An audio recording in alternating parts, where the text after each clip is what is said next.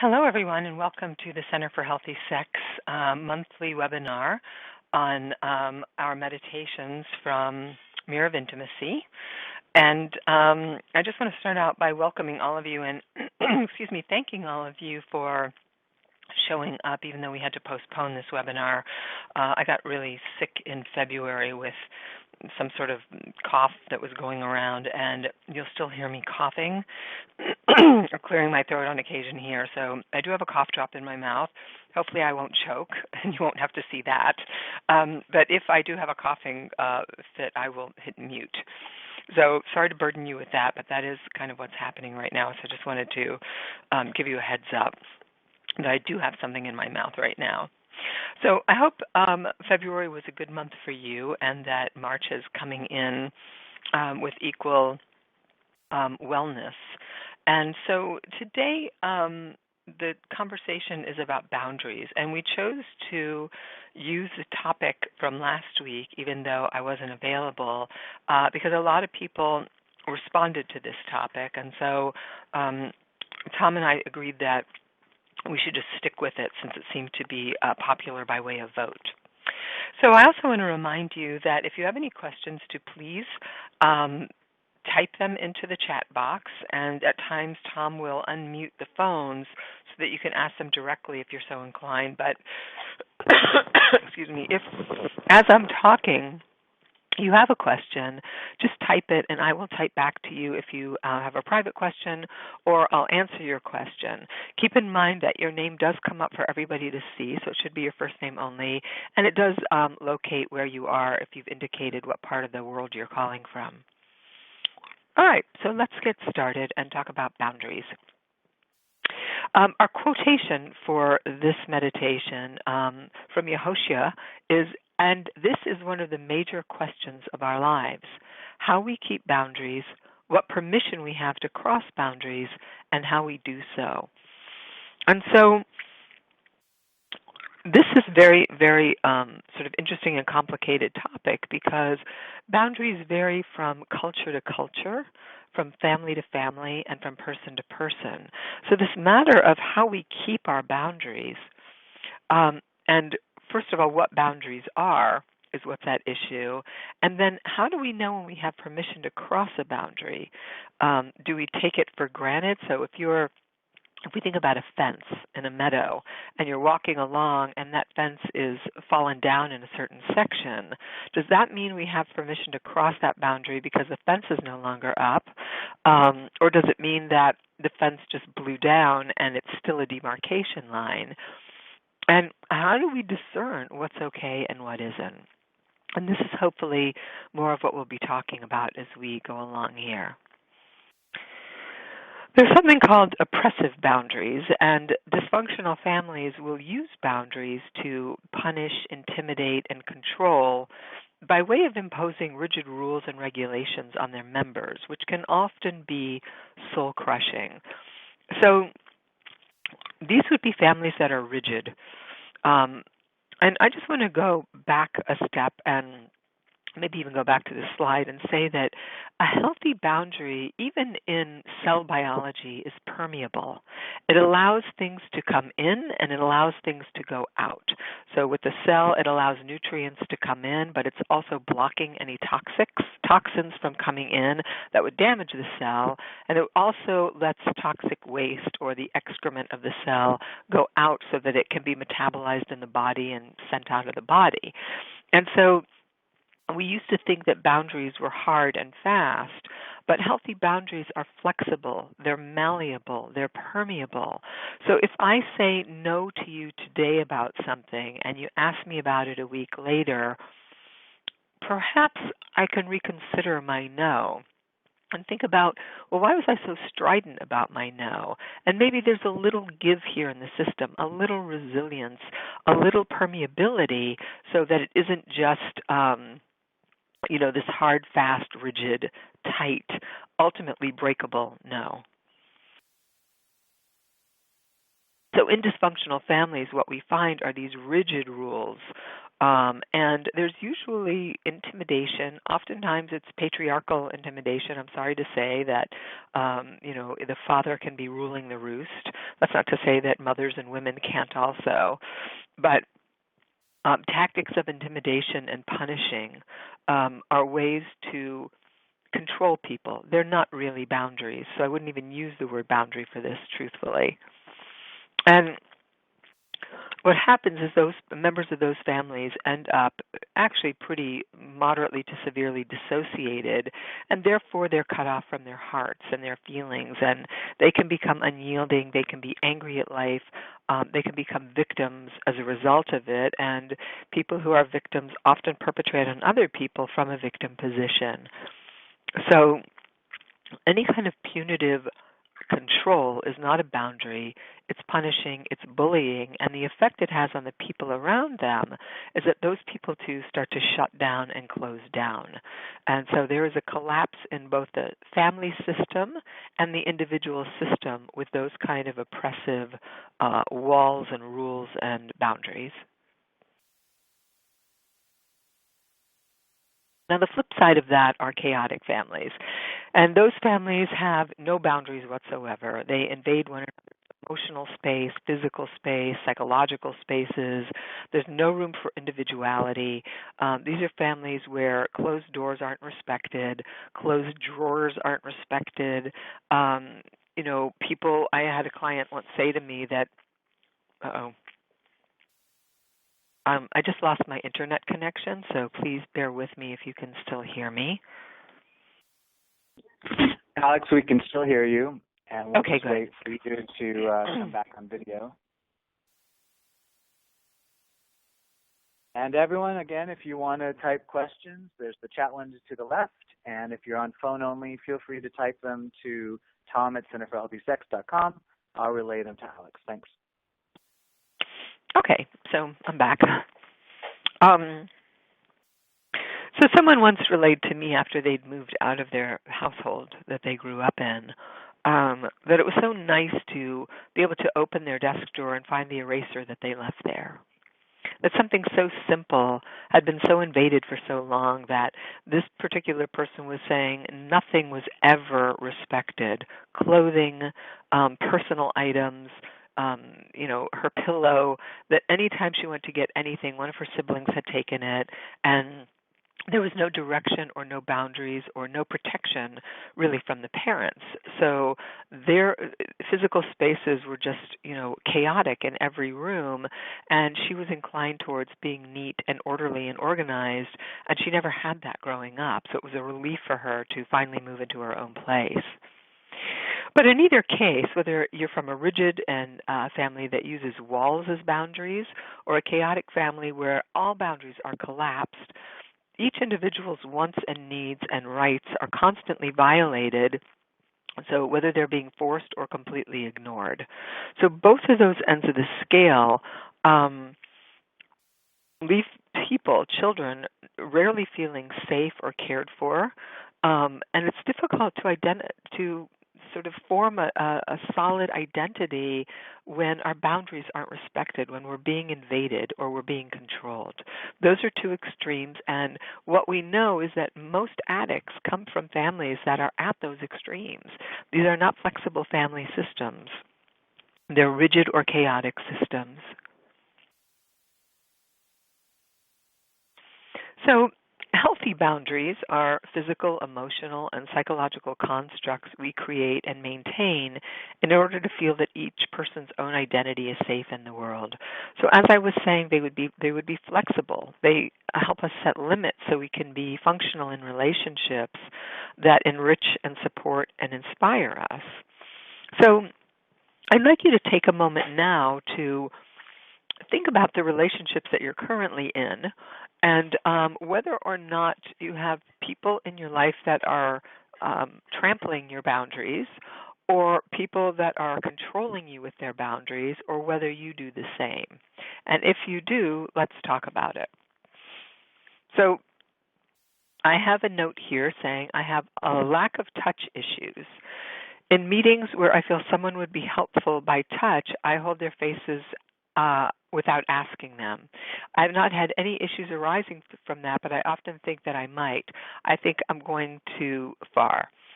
And I would think that's true.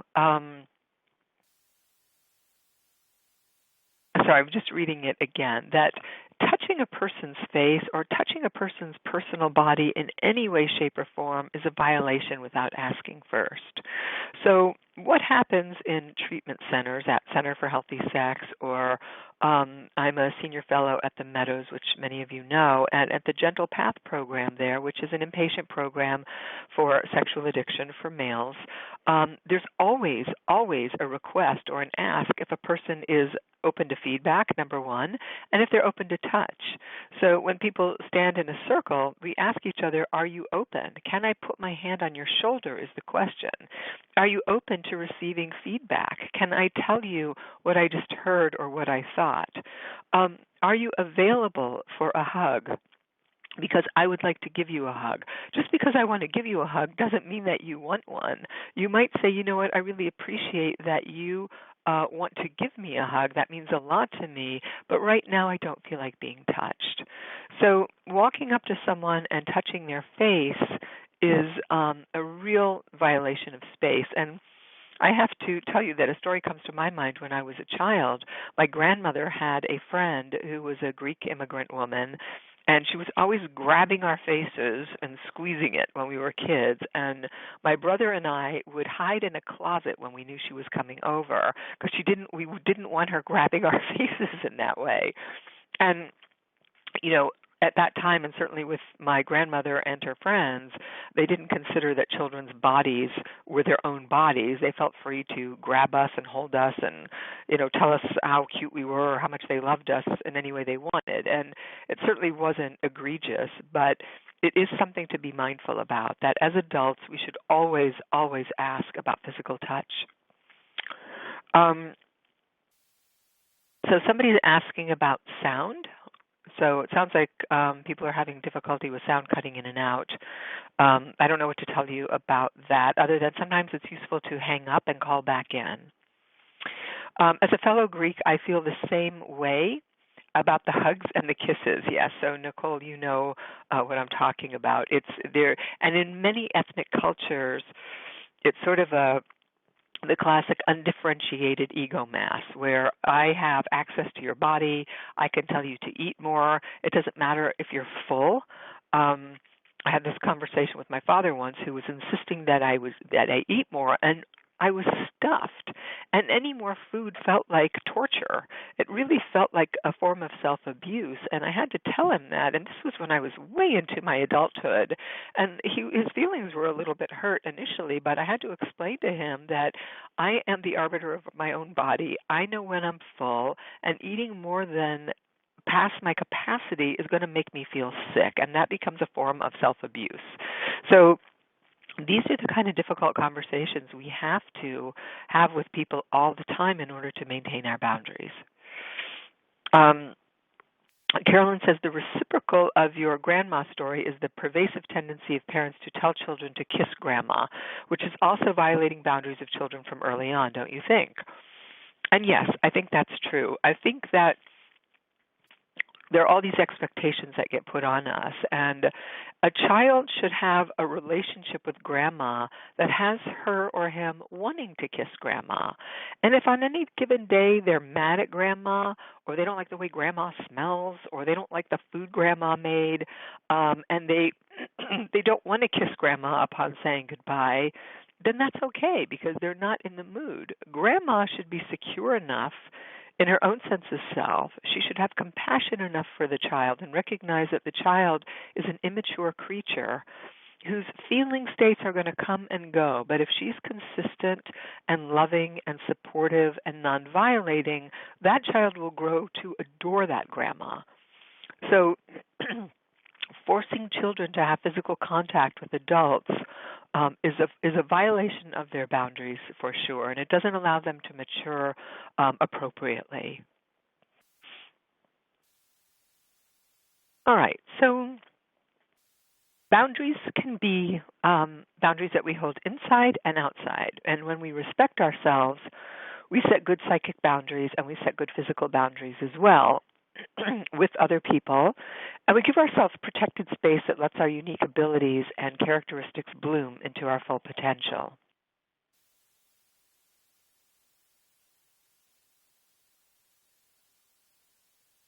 me.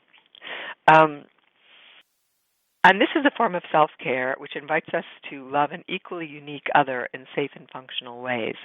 So when you're approached by somebody who may be difficult for you, or if someone says, hey, I've got to talk to you about something, and you think it's not going to be pleasant, you can set an internal boundary. You can say to yourself, all right, I'm going to put up my internal boundary. I'm going to protect my heart and my belly, and you maybe can even put your hand on your heart and on your belly, or if you need to hold a pillow, or if you need to walk behind a kitchen counter, in order to have an actual physical boundary, then that's what you need to do. But you're setting these boundaries internally. We don't walk around with little wire pieces of fence that we can wrap around ourselves. It's not that, right? It's all an internal process. And giving ourselves the space we need by saying, you know what, I need a minute to think about that, or let me call you back, or I'm not sure I can hear that right now, or I can hear it, but I'm setting my own internal boundary for myself. And all of this requires that we feel entitled to have the boundary and that we slow down and really take the time to say, you know what, I just need a beat here, or I need a minute to think about this. Because we've all had the experience, myself included, where something happens and we walk away and think, what just happened there? I have no idea what just happened, but I feel really crummy. I don't know why I said that. I didn't mean to say yes. I really meant no. And usually it's because we're rushing and we feel the need to caretake to the other as opposed to really asking ourselves, what do I want and need here? What's going to be in my best interest that's also going to be in the best interest of our relationship, my relationship with the other person, so that it's safe and functional for both of us. So Francois writes, I really like contact and touch a lot. Often I ask people to hug me and caress my hair, but other guys take it as an invitation for sexual invitation. Boundaries are confusing for me. How do I make a clear boundary by having my physical affection without giving unconsciously the wrong message? Well, that's a really good question. So I think it's very important to ask people for a hug. And if they say yes and they give you a hug, you've got to be satiated. The question is, when is enough enough? Or are you always wanting more, more, more? And if you're always wanting more, you've got to look at where that neediness is coming from inside of you. What does that hug do for you? What does the touch do for you? What does the caress of the hair do for you? My guess is it harkens back to something historical that you didn't get, and you're constantly seeking it now. That's going to register as perhaps, if I'm reading this correctly. Now, of course, I don't know you, so take this with a grain of salt.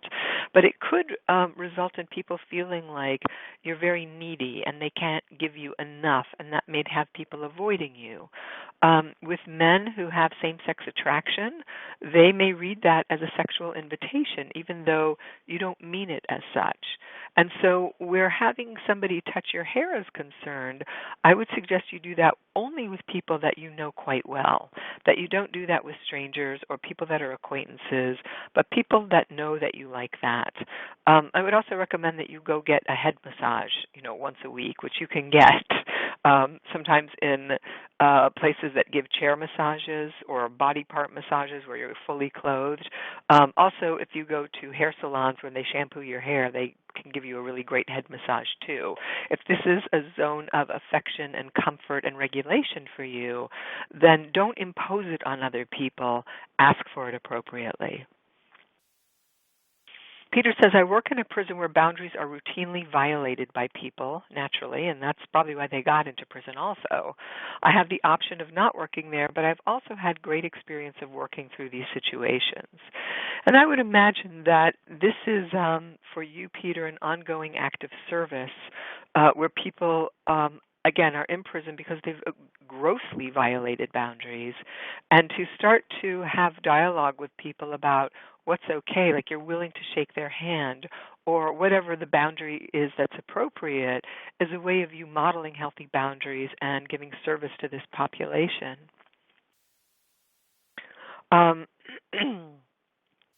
Yeah, and then Francois says, "Thank you. You're right. You read me well." And haha, yeah, head massages are amazing, and they are.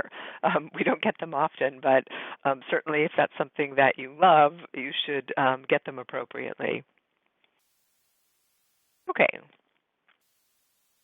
So think about each person in your life with whom you need to set boundaries, and this matter of setting boundaries is not static, like, oh, I set boundaries, now I'm done with that. Our boundaries shift and change all the time, and especially in long-term relationships, because we all take our partners for granted, and they take us for granted, and then you wake up one day and you think, I really don't like that this thing is going on, and I can start to be resentful of you, or I can sit you down and say, you know what? I don't want to talk about this after a certain time at night, or I don't want to talk about this when I'm, when you walk into the room and I'm reading a book and you start talking about your mother, that's really not okay with me anymore. When you see me reading, please just let me read, or if there's something, if you have a burning desire that you need to talk about, will you at least ask me and say, I know you're reading right now, but I just got off the phone with my mother and I'm really tweaked or angry and I need to talk to you about it. Would you mind talking to me about it?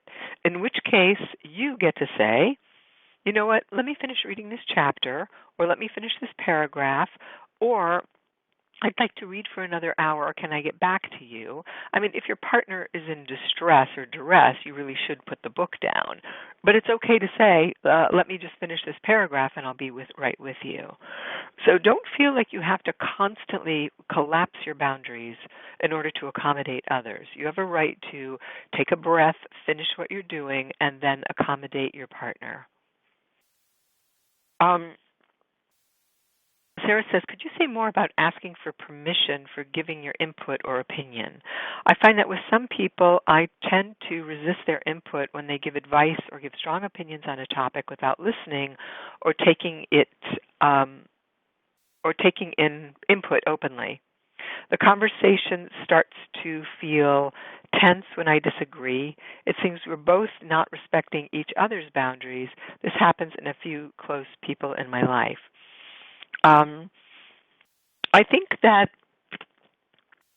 we have to get clear about what we want in relationships. So if I come to you and say, I need to talk to you about something that happened last Saturday, Sarah, when we were, at the Grove, when we were shopping, or I guess the Glendale Galleria, as it were. And your response to that might be, well, tell me what you need from me. Do you need me to listen? Do you need me to give advice? Or do you want my opinion? What do you want from me? And I might say, well, right now, I just need you to listen.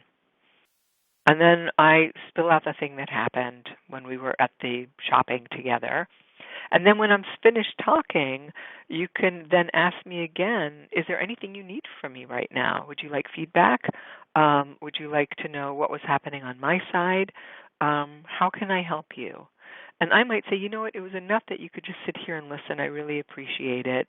And you might say, you know what, I'm really sorry. I didn't realize that when I, stepped on your foot that I didn't apologize to you, and that was the foot that you broke last year. I just really wasn't thinking about it.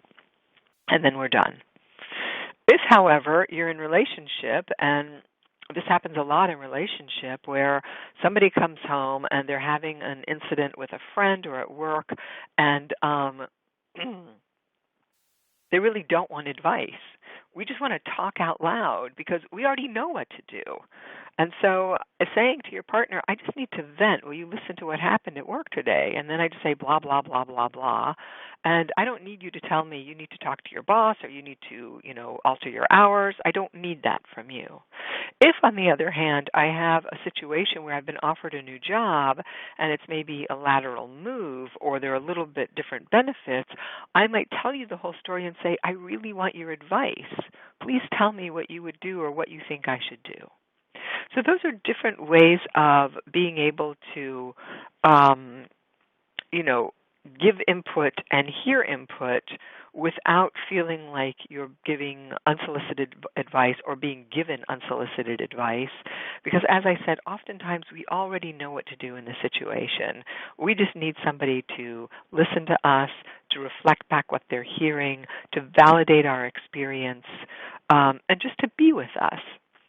So I hope that helps, and I hope that clarifies the conundrum that you're in.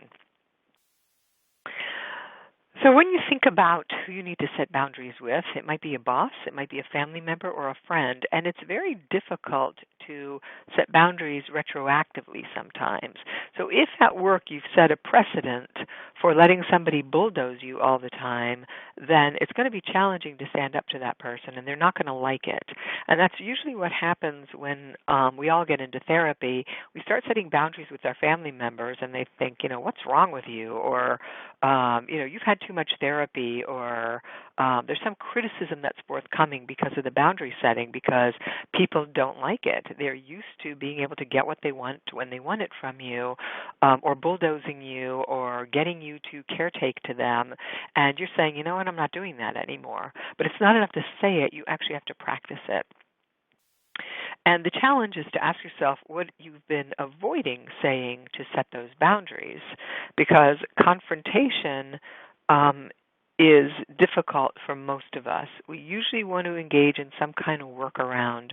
We usually want it just to go away, so we think if we ignore it long enough, it will naturally go away, as opposed to saying, I'm really going to tolerate my anxiety, I'm going to plant my feet on the floor, I'm going to breathe, and I'm very nicely going to say to someone, whoever it might be, a family member or a friend or a boss, that I'm no longer going to be able to do what I was doing previously.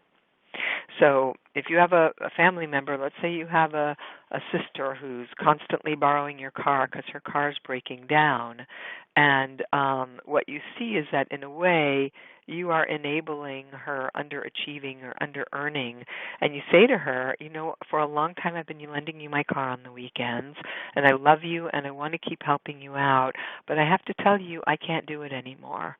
It's starting to become an inconvenience for me because it's limiting my ability to socialize on the weekend or run errands or do whatever I need to do.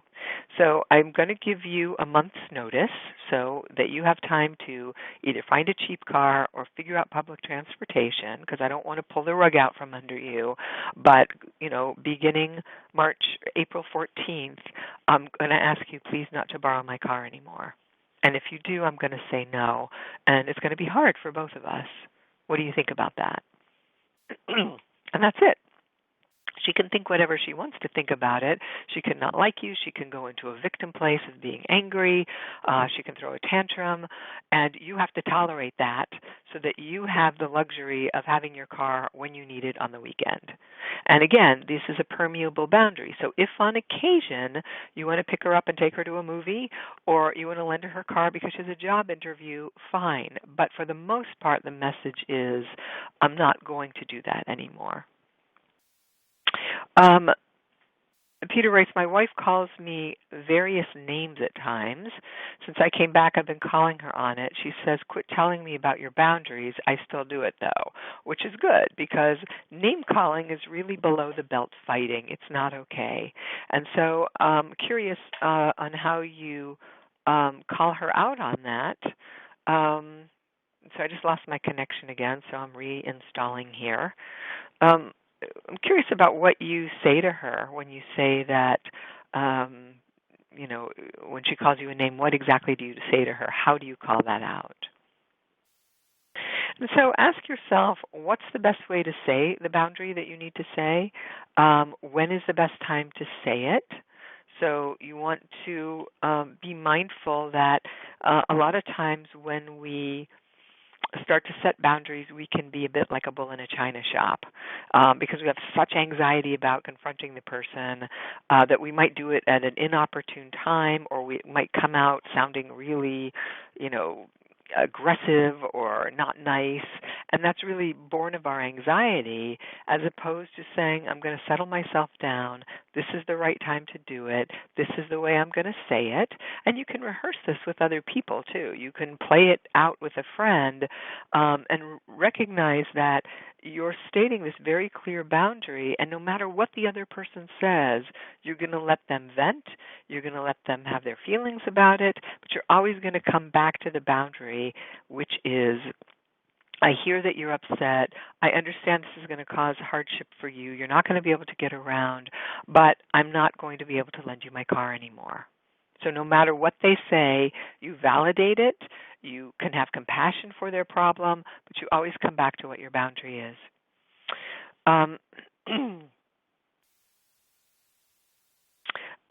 So Peter says, I say you are breaking my boundaries. I say don't call me names.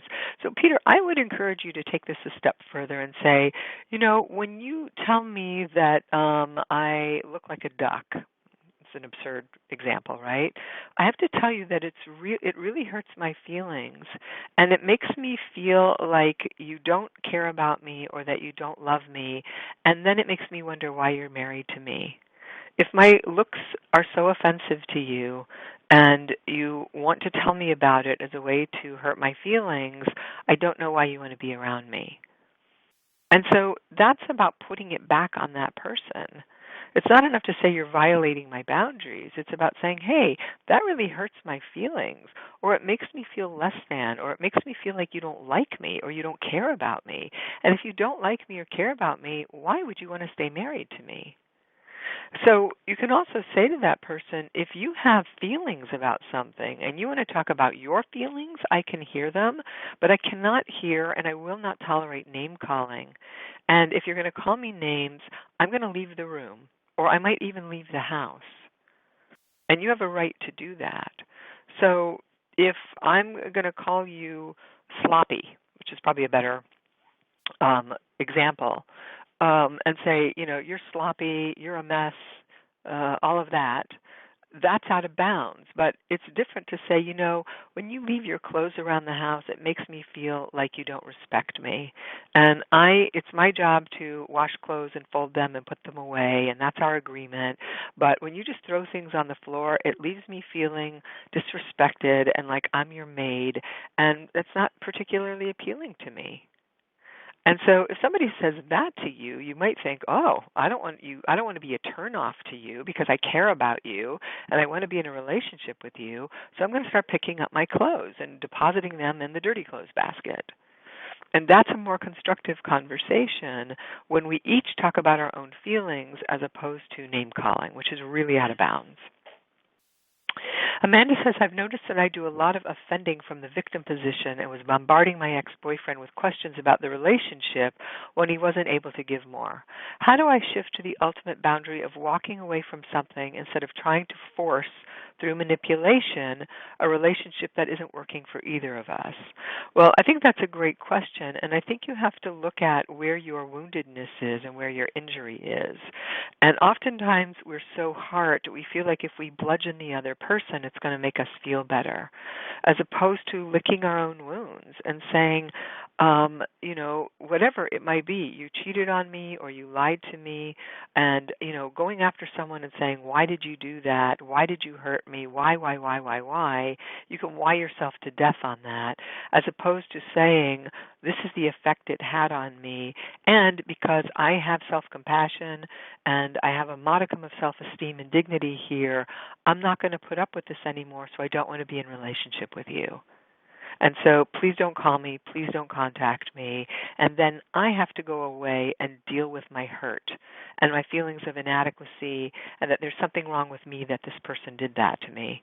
Maybe there's nothing wrong with you. Maybe he can't he can't give you any more than he can give you. And so why are you collapsing down into a place of wanting to perpetrate on him?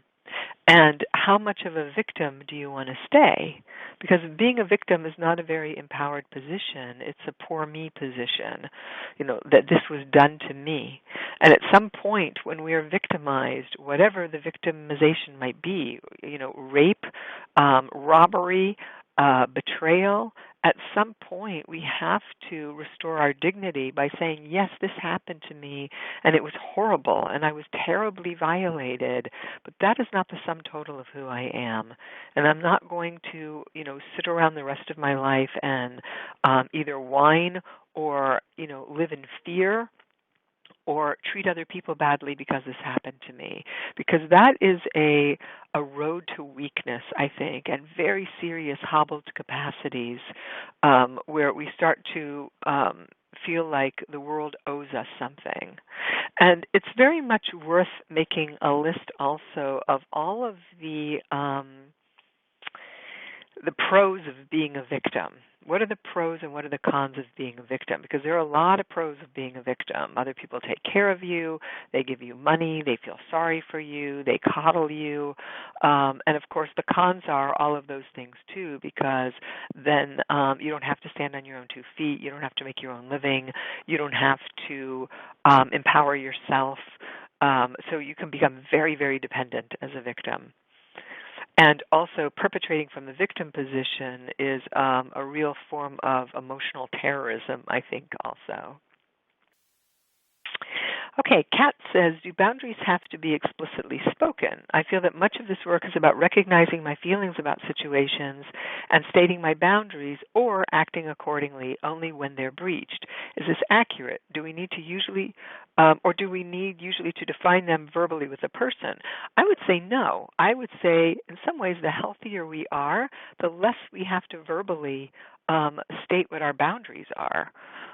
Because when you have self-respect, when you have a sense of dignity, people know just by looking at you or what it feels like to be in your presence how far they can go. And those that push on those boundaries very quickly learn that they're not pushable, depending on what they are. So I would stand by that statement that the stronger we get, the more self-esteem you have, the more you comport yourself with dignity, the less you have to advertise your boundaries. I think those of us who have been, terribly abused or wounded, especially sexually abused, and are in early therapy or early recovery, generally come with a scroll, like one of those roll-out scrolls of these are my boundaries, because we need to be reminded of what they are. But when we start to remember what they are, when we start to live them, when we start to put them in place, they become implicit and people know it when they meet you. And on occasion, if somebody does something that's out of bounds, you'll feel it very strongly, and that's when you might stop and say, hey, what you said wasn't okay, or what you did, or that assumption you made really didn't feel good to me, and so I need to talk about that. So that's a really good question. Thank you for that. Somebody says, my girlfriend vents by repeating the same story over and over. She doesn't seem to remember or care that I've heard it already. I try to set a boundary to only hear the story once or twice, but it doesn't seem. I keep losing my connection, so now I can't read. So hold on one second.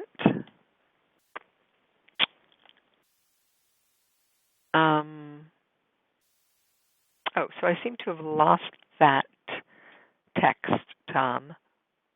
The one about, here we go. So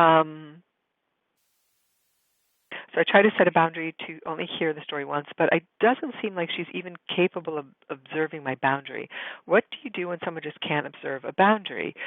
Well, I think you have to have the conversation about the boundaries, and you have to sit down with her and say, something happens between the two of us that I've observed, and I want to talk to you about it. Are you open to hearing it? And if she says yes, you might say, this may be difficult for you to hear, so I really need you to listen to what I'm saying and try not to get defensive about it, because this isn't an attack on you. This is about me and how much I can hear and how much I can take in. And then I would say, I have had this experience of you where you will often tell me the same story over and over again. And And I'm not sure what you want from the telling of it. And what happens to me when you tell it over and over again is I start to get flooded inside. I literally start to feel flooded and like I can't pay attention because I don't know what you want from me and I don't feel like I can help you. So if there's something specific you want me to hear about the story, it would be really helpful if before you tell me the story, you ask me a question like, do you want my advice? Do you want my opinion on this? Do you just need me to listen? And then also, after you've told the story, I want to be able to give you input, but then I really can't hear the story multiple times because it's too much for me. So in that, the shortcoming is that it's too much for me. Somebody else might be able to hear her story 1,500 times and they're fine with it, or they tune her out. You are at least being honest enough to say, hey, after I hear this once, twice, I'm tuning out because I don't have the capacity to hear it a third time or a fourth time. So there's something going on with you where you're trying to communicate something to me and I'm just not hearing me, so please help me out with that. And then you can let her know, if you tell me a story more than once, I'm going to have to stop you and tell you, you know what, you told me this yesterday or last week, and so if you want something specific from me, if you want me to know something or tell you something, then I need you to tell me what that is so I can help you out.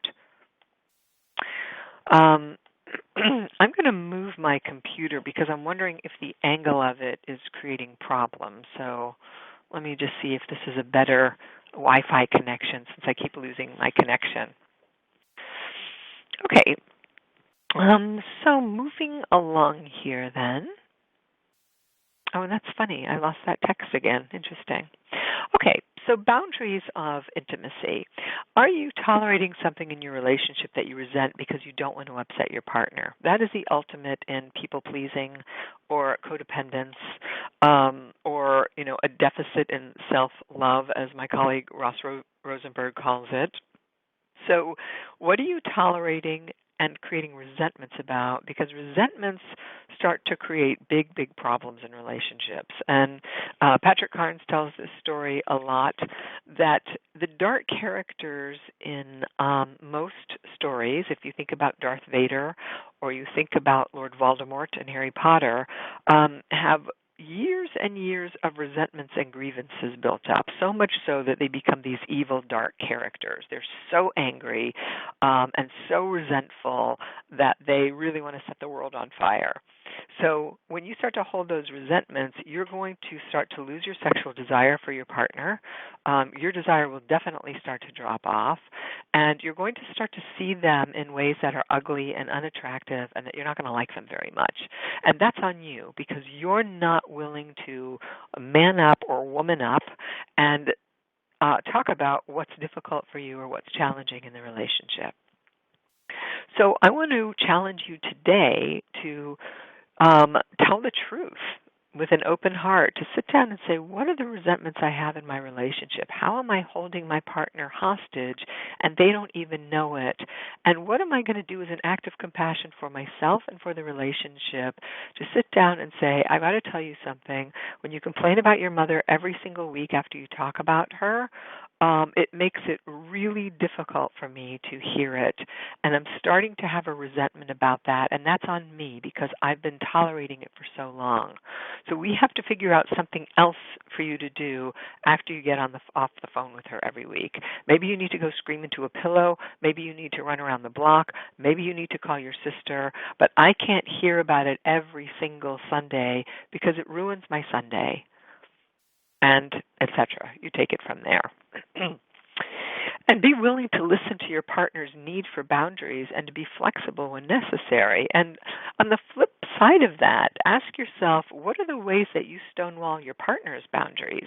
What are the ways that you back your partner off from being honest with you so they kind of know to keep an arm's length or an arm's distance because you're not going to want to hear it or you're going to walk away or you're going to shame them in some way. So make sure you're owning your part in the boundary situation as well.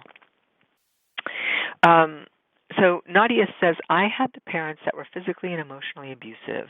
The family dynamic was also chaotic, no boundaries. As an adult, I like having space, and I don't and I don't like to have some personal items to be touched. I have a 5-year-old daughter who likes to go into my room and touch my things. Of course she does. I try to tell her to please leave my things alone. This weekend she triggered me by taking something of mine and she lost it. How do I deal with these triggers, and how can I help her to understand Mommy gets upset about these things, but I'm trying? Well, I would suggest that you put things away so that they're not in her reach. If there are things that are that valuable to you that are going to have you getting angry and taking it out on her. She's 5 years old. It's going to be hard for her to understand what these boundaries are. It's not her job to caretake to your feelings, and she's got to learn appropriate limits and boundaries. So when you say to her, don't touch my things, it's really hard because 5-year-old girls want to touch their mother's things. They want to wear their clothes. They want to put on their lipstick. They want to spray their perfume because she wants to be close to you. She wants to be with you. But letting her know that taking other people's things is not okay is a lesson she has to learn so that she doesn't take things from her peers at school. So I think with the thing that was lost, you can't punish her, but you have to sit her down and say, I'm really, really sad that that thing that you took is lost. It meant a lot for me. And imagine if you lost X, like her favorite doll. What do you think? How would you feel if you lost your favorite doll? And she might say, "Well, I would feel really sad or scared." And say, "Yeah, that's kind of how I feel too." So I just want to remind you, when I ask you not to take my things, it's really important that you don't, because they can get lost. And if we find it, I'll be really happy, because who knows? Maybe she's tucked it away in a drawer or something because she really loves it, or because she's playing hide and seek with you because you said don't touch it. But really, you should take things, put things out of her reach that are valuable to you, that are going to cause you duress. My wife tells me about her day but focuses on the negative. I ask her what was good about her day. I think that's great, but I think you should also validate what was negative. If she says, "Oh, it was really hard," or "This person was difficult," you can say, "I'm sorry to hear you had such a rough day," or "I'm sorry that person is giving you a hard time over and over again. I really wish you could find a solution for that, and if there's anything I can do to help you with that solution, let me know." And maybe that means, the two of us talking about you quitting your job or getting a new job or something along those lines. Here's a question from the phone. What steps can you take to make sure you don't set boundaries that you can't keep? For example, as a partner of an addict, I often feel as if I can't handle another relapse or slip and think that my boundary is to leave the relationship. But then when a relapse or slip happens, it's hard to act. And I think that's really the most difficult one, is when the stakes are very, very high, that you don't want to be the woman that cried wolf. And so you've got to ask yourself, you've got to do a lot of soul searching about what your boundaries are and what the ones are that you can hold. I make a distinction between a slip and a relapse. If somebody slips and they admit it within 24 hours and they correct it and they're talking to their sponsor and they're talking about it in meetings and really looking at what happened, I consider that those relapses are forgivable. And often relapses aren't as extreme as, what the acting out behaviors were. They may be something like looking at internet pornography, which is very different than touching another person. And so you want to have some resilience with the relapse, but you need your partner to, display that they are actually cleaning it up in good stead and making amends to you. With the thing that is, a relapse is someone who's acting out sexually for days, weeks, months on end and lying to their support system. That tells you you're in a relationship with a very sick person. And if your ground zero is lying or touching another person, then holding that boundary is the best thing you can do for your partner and for yourself and for your marriage. And while it might be incredibly difficult and painful to say to him, "I need you to move out," it's the best thing that you can do for yourself and for his recovery, your recovery, and your relationship if you want it to succeed. Boundaries are not meant to be punitive. Boundaries are meant to be held in order to support the component parts, to keep the component parts safe. So I would recommend that you take a look at what's happening, that you're collapsing your boundary, and why are you setting boundaries that you can't agree to. So on that note, I want to remind all of you that we have limited numbers of Mirror of Intimacy left in hardcover, and to let you know that we just won another book award, the Clark Vinson Award, which is an award that's given out by the California Association of Marriage Family Therapists. So now our beautiful book, which all of you have been great supporters and lovers of, has won 2 book awards, which we're super excited about.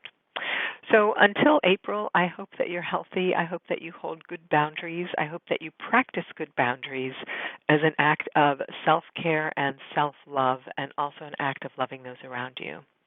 All right, take care and have a good month. Bye.